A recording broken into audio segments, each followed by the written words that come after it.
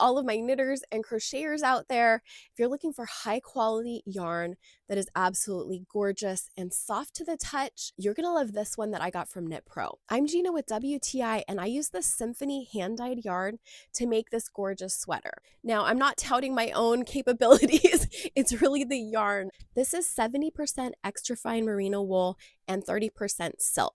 I also appreciated that this is OEKO-TEX standard 100 yarn. This is so luxurious on your skin. It doesn't really even feel like anything's on it. It's like touching air. This is DK or 3-weight. I got the Luna semi-solid pink agate skeins. You can see that there's some variety of color through it, but it has that solid pink throughout. That's really visually pleasing and makes for a unique item. I cannot recommend this yarn enough. KnitPro has so many different colors and patterns of yarn to choose from.